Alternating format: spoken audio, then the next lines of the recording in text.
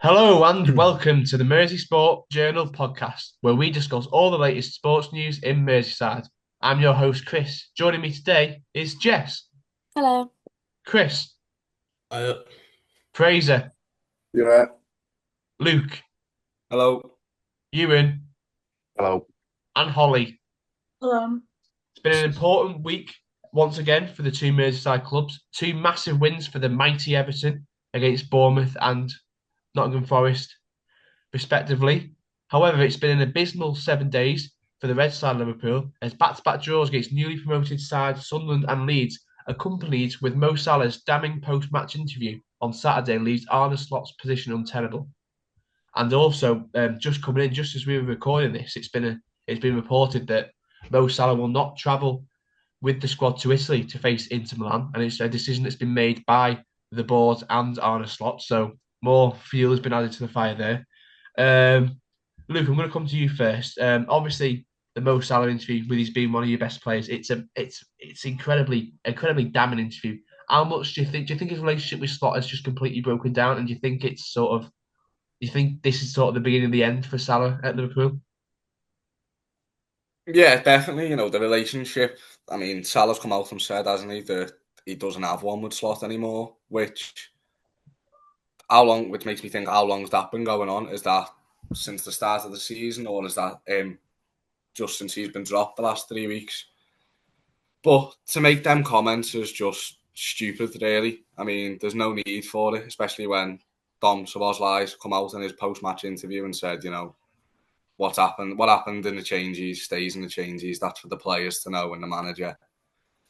So for Salah to come out and speak like that about his manager and saying that he feels like he's being thrown under the bus when he hasn't been performing. He's been terrible this season, really. It's crazy. And do you also think that Salah, as a senior player, Salah should have spoken up a lot earlier about Liverpool's position and how they're playing? Because Van Dijk's been doing that a lot, and there's often times where Salah tends to only talk about himself, like giving interviews about his contract situation or how he's playing. And he's also sort of picked the time right now where Liverpool is most vulnerable to come out with such a damning interview to make him look like he's the good guy. Yeah, Van Dijk's the captain, so you could say that it's his duty to speak about the club and the form and everything in interviews. Salah doesn't really do interviews. The few times he has, they haven't been great. For example, he had one with Klopp before Klopp left, where he wasn't happy and he come out and spoke about it. Old Trafford away last year, he said he doesn't know whether this will be his last season at the club.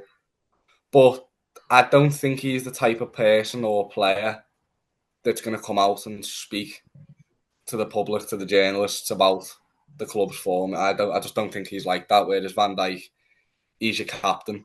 The players look up to him. He's trying to rally the fans to get behind the players and get some confidence back within the group. Yeah, and Holly, I'm just going to come to you now. Do you think that after like 10 games, um, only two wins in them 10 games, drawing to, like we said, Sunderland and Leeds, and then losing to Crystal Palace, Nottingham Forest, Brentford as well. Do you think this is sort of the end for Arne Slot? Do you think he can't come back from this? Yeah, I don't think he can come back from this now. I think the two games that we played last, Sunderland and Leeds, I think they were quite pivotal, really.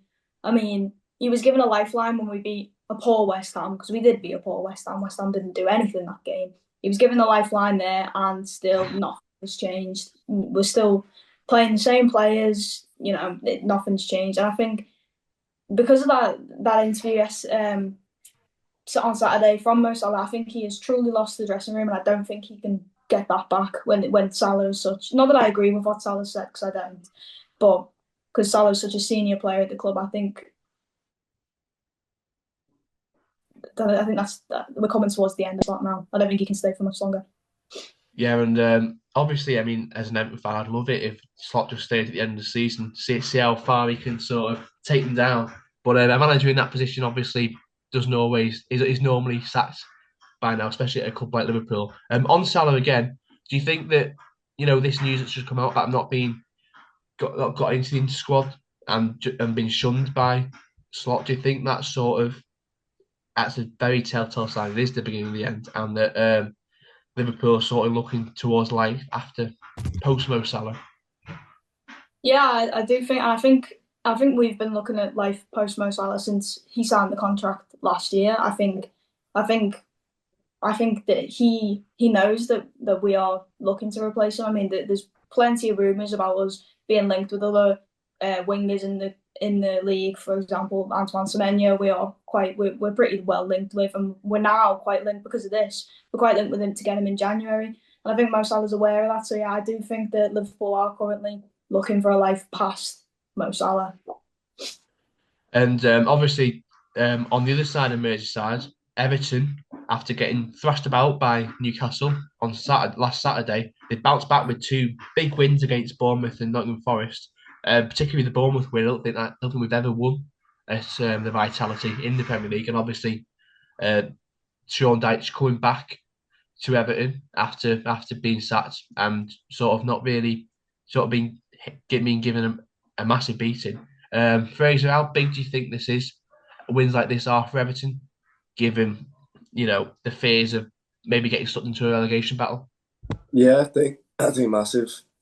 You look back at the previous seasons, and if you were to win, you'd be scraping the wins. You'd be like it may be like a 2-1.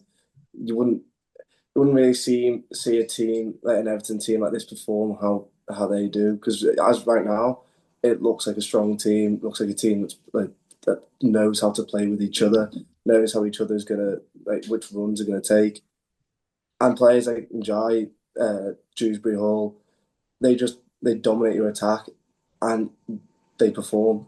They get the goals. They get what you've needed the past couple of years, and it showed against Forest.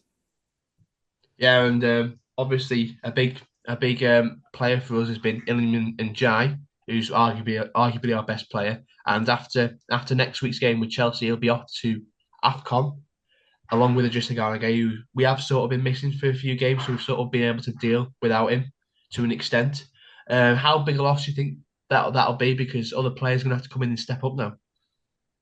I don't think Idrissa Gana is going to be as big of a loss as Njai would be. Gana you can get someone else in to replace him, whereas Njai is a one of its own player.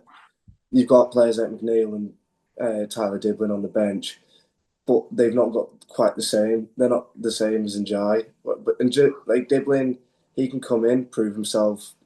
He's a 40 million signing for such a young player. Some people thought maybe that was too much for him, and then with Njai going to AFCON, this could be his moment to try and prove them wrong, prove that they were right to spend 40 million. And hopefully for the Everton fans, he can put in performances and get a first team spot. Obviously, you're right. Maybe it is time for the world's most expensive bench warmer to finally make his bow in the Premier League. And obviously, we're given that Alcaraz sometimes can play in that midfield as well. But obviously, Tranmere didn't play this weekend with it being the FA Cup second round, but they did have an important win last Thursday against Grimsby Town away from home, a 2-1 victory. That's pushed them away from the relegation zone, pushed them clear of that sort of Newport, Cheltenham, Bristol Rovers, Shrewsbury cluster. Obviously, Chris, you know Grimsby quite well. How big of a win was that for Tranmere? Because obviously Grimsby, they're a tough team to break down. They've beat United this year, and they're always typically near the top of the league too. Yeah, for Tranmere, it's a spectacular win because we've been out of form somewhat of late up at Grimsby. And speaking to a couple of mates who did go to the game and see what Tranmere did, it's a very good win for them. They played us off the park by all accounts. And the goalkeeper, by the way, was 43 years old and seems like he had the performance of his life, only keeping those out from scoring. So for Tranmere, they need to just keep up the performances and stay away from the bottom of the league, because if they get trapped in that relegation battle, it's going to be a very long season for them. And how big is it for Tranmere not to go down into the National League and out of the AFL? Because you've been there, Grimsby have been there themselves, and a couple of years down in the National League. How tough is it to get out that league? Because there's a lot of teams you can just get trapped in there, stuck there forever. Yeah, it's quite a challenge to get straight back up. We've been lucky with the last two times we've been back down there. We have come back up within like the first couple of years. But for Tranmere, considering the amount of funding that isn't going into the club, as I said, they've had a 43-year-old starting in goal for them over the last couple of weekends.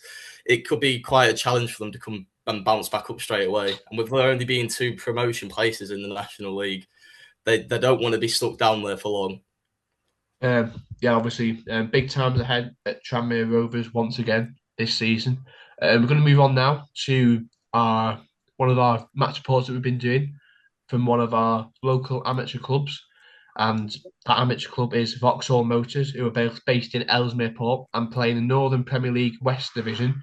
Fraser, you went down to the 3-3 draw with Bury a couple of weeks ago. How well do you think they did in that game, and do you think that they're going to be candidates for promotion once again? Yeah. It's 3-3. It sounds an entertaining scoreline. It was in some aspects of the game. It was entertaining, but for the majority of it, it was mainly just a possession-based pass and play style that both teams try to break down. It was the defence did leak a couple of chances that should have been put away from Bury.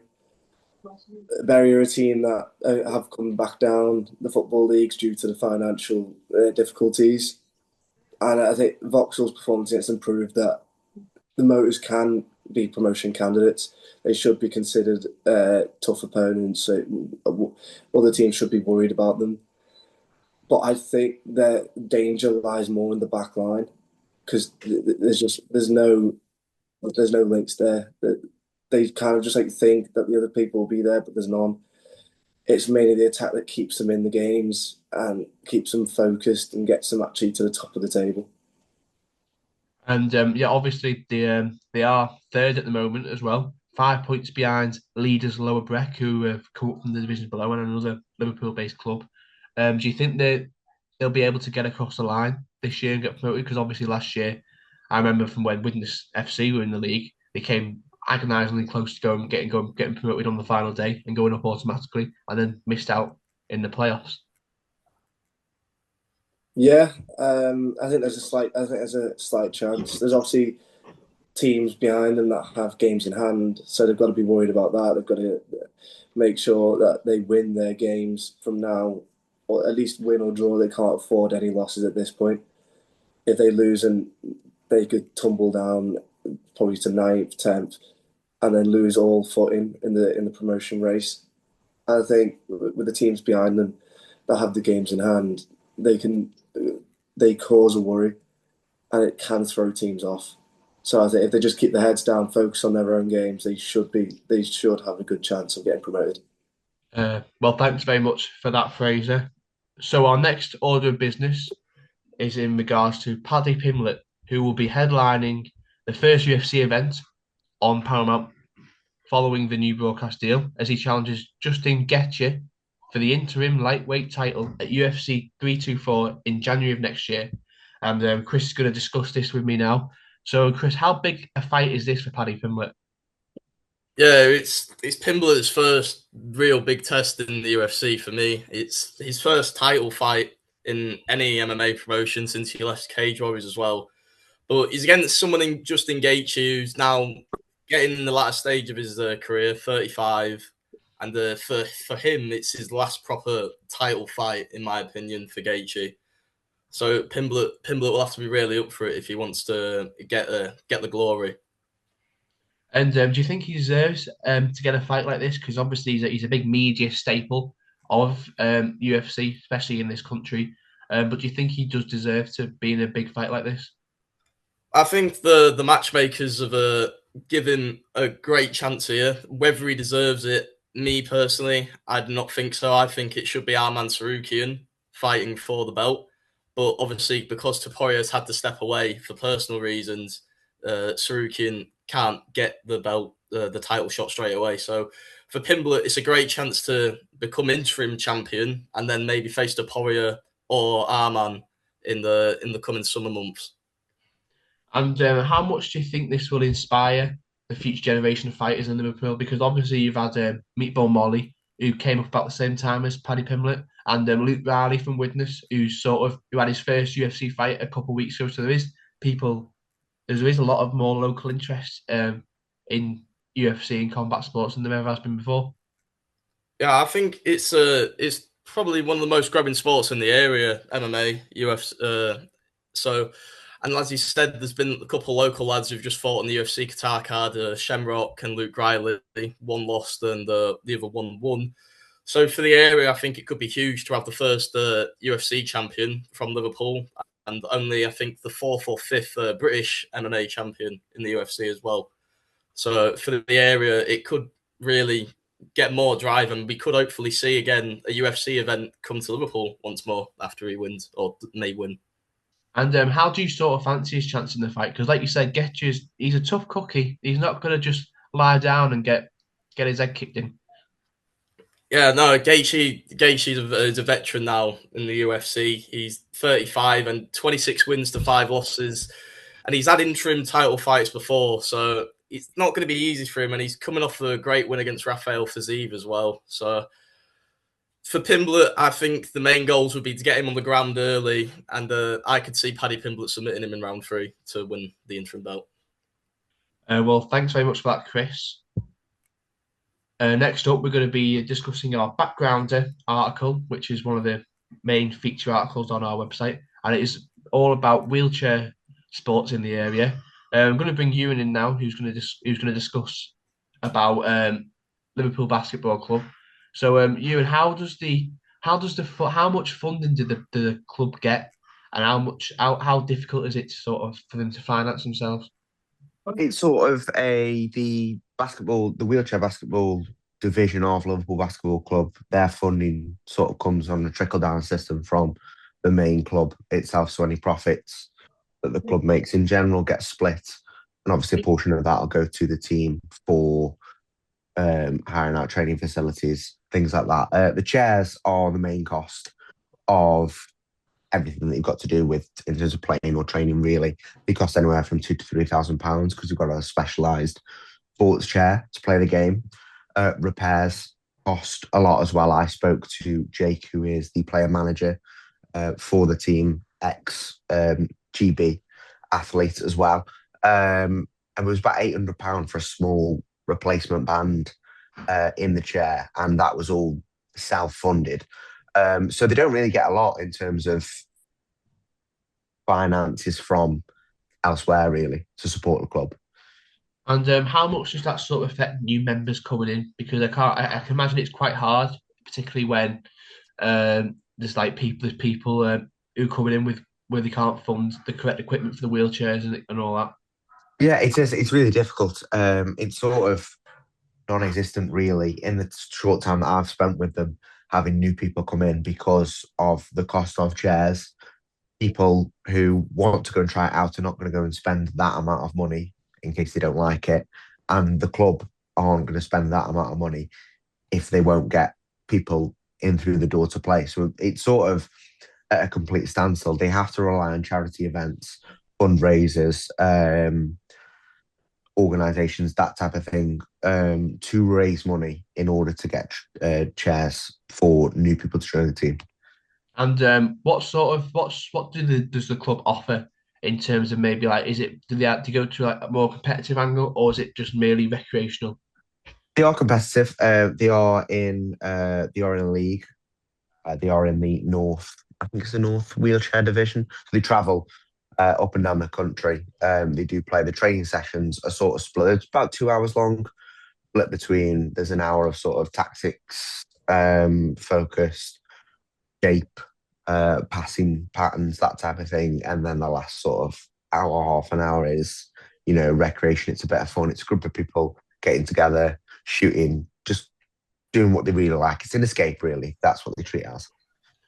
Well, it wasn't just Liverpool Basketball Club we went down to. We also went to the Wheelchair Tennis Club over in the Wirral. And Holly, you went down there. Is there sort of similar issues as in terms of funding and financing as Liverpool Basketball Club have? They sort of find it tough to finance themselves? Yeah, they do. They do.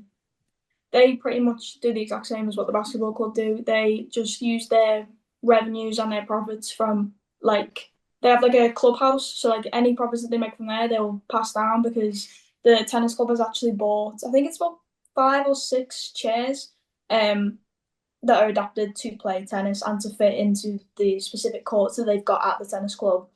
Um, they've paid for them all out of pocket themselves. They don't have any additional funding, and that's just purely so that they can have more members to play and participate in wheelchair tennis.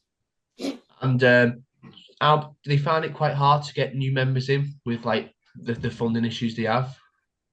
Yes, because they've got very little ways of getting the word out there or promoting it themselves because they just don't have the time or the resources to do so. So it's mainly at the minute from what I was speaking to Becky at Thorndale Tennis Club, who coaches it. She basically said it's pretty much just word of mouth at the minute. Any members that do come in, they will tell anyone else that they think that would like to get into wheelchair tennis. It's pretty much just word of mouth at the minute. And what path do they offer? Any sort of pathways towards sort of like competitive professional tennis, like maybe towards like wheelchair tennis tournaments in the ITF or stuff like that?